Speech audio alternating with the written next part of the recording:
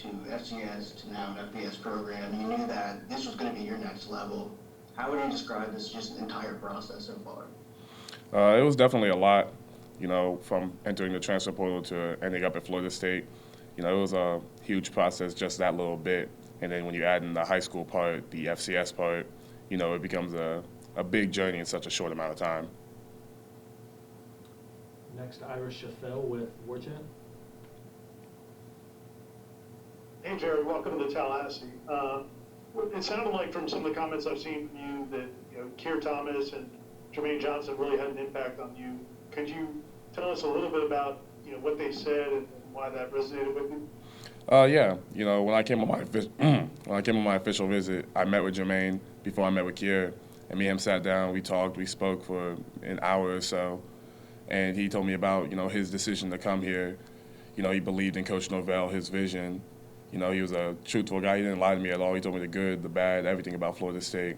What he liked, what he didn't like, and the fact that a player was that honest with me, versus most other schools where it might have been just trying to get me there. He kind of told me everything. And Kier, I got to spend a little bit of time with him later that afternoon.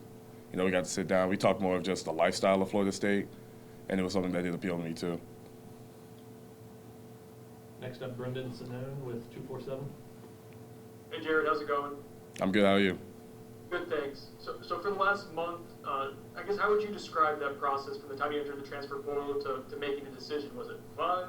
Was it chaotic? I guess what was that month like for you? The best way to describe it is overwhelming. Coming out of high school, I wasn't really highly recruited, but then entering the transfer portal, a lot of colleges came at me in such a short amount of time. My family had to help me. I leaned on them for a lot of support, to help me kind of organize everything. But, towards the end, when I kind of got close to making my decision, it became more fun. Kurt Weiler, Tallahassee Democrat. At the end of such a overwhelming month, I guess, what was it, aside from maybe Jermaine Keir, seeing their impact, talk to them, that swayed you towards Florida State? Coach Norvell.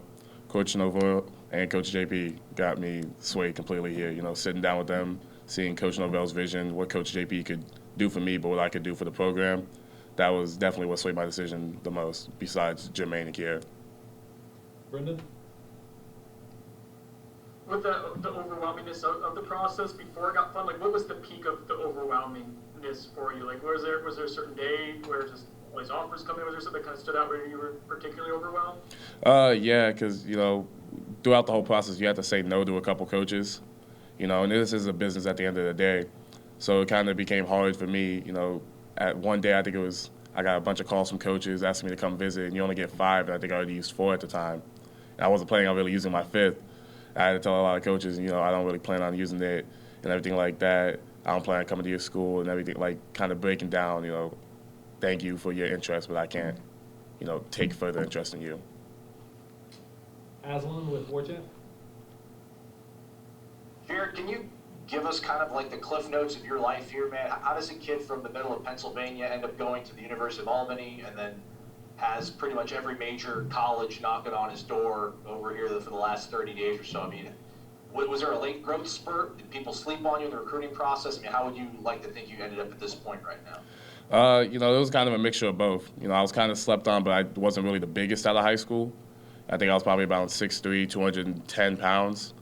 But, during, I think it was quarantine, I gained about 30 pounds of muscle just off working out a lot and everything like that. Came back to Albany, I was a lot bigger. And then, from there on, it just entered the transfer portal. Back to Ira. So obviously, you had gotten bigger and performed well at Albany, but did you have any idea when you went in the portal that you'd get that much attention and those kinds of schools calling?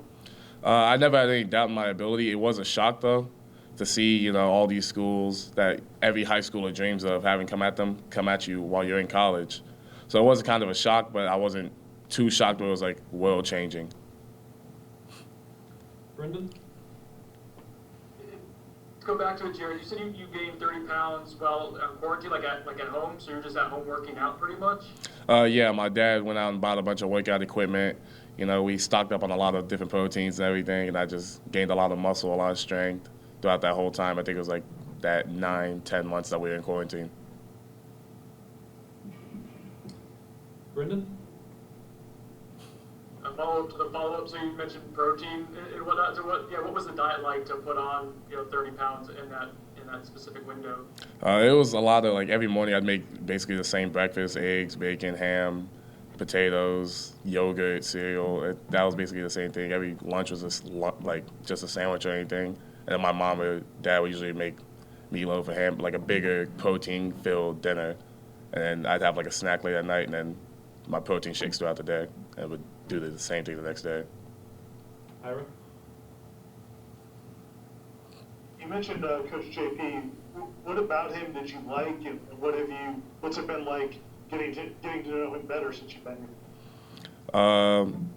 Getting to know him since I've been here, it's been, you never get the full feel of a coach while you're getting recruited. But he's given me a very similar approach since I've been here. It's not like he changed completely like some coaches would do. I got here, he was the same person. He gave me the same energy. And one thing he told me before I recruited here is if I did come here, he would give me his best every day. And since I've been here, he's done nothing less. Aslan? Is it more exciting or anxious when you see what Jermaine Johnson did? I think the expectation is going to probably follow you here, Jared, in case you haven't picked up on it, that, what he did in 1 year as a transfer is going to kind of be expected from you. Is that something that's exciting for you, or do you think he'll bring something different and that might not be exactly what your game is going to be for Florida State in 2022? I find it very exciting. I like when people have high expectations of me because I try to exceed them every time. Whether I do or whether I don't, I'm going to give my best, and however that ends up is how it ends up. Ira?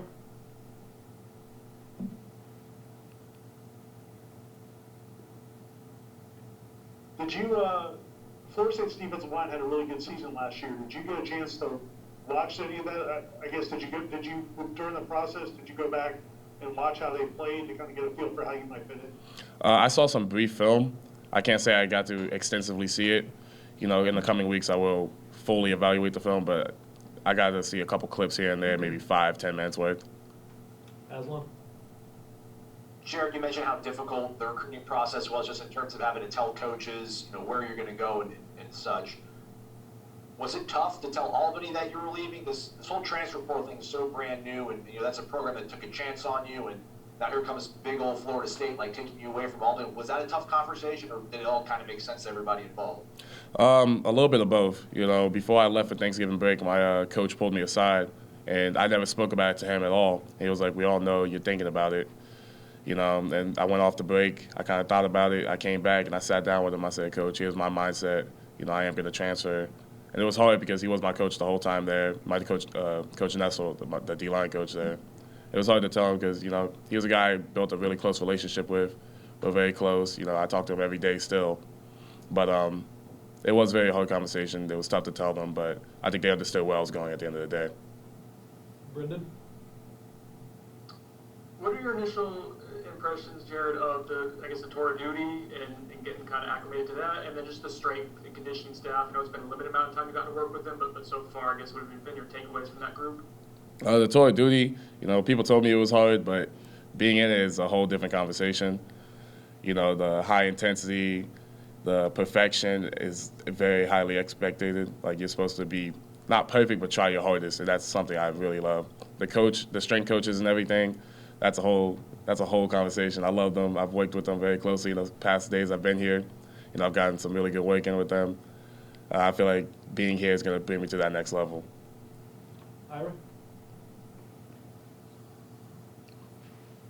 Not asking you to slight Albany or what they could offer, but going to an FBS program and a school with more resources, what's that been like? Has there been anything that, since you've been here, where you just feel like, okay, this is a little bit different level than what I was accustomed to? There's quite a few things where it's a different level. Just from the resources, the facilities, an FBS to an FCS, or an FCS to an FBS is a whole different thing, no matter where you go. But the facilities are a lot, I don't want to say better, but they're a lot more, there's a lot more money put into them. You can get a lot more from it. And that's one of the first things I noticed when I got here. Ira? And then I just wanted to ask about some of the older players that are here, especially on the defensive line. Have those guys, Fabian Lovett, Robert Cooper, have you built a relationship with those guys, and what kind of things have they that's sharing with you since you've been here? I haven't gotten to build a close relationship with anyone yet, being here not even a week yet. But I've gotten to speak with them. We have talked about our goals for next season, pick up where they left off last season, build upon it, try to make a whole different conversation out of it, make an ACC run, ACC championship run, But that's about all we've spoke about so far.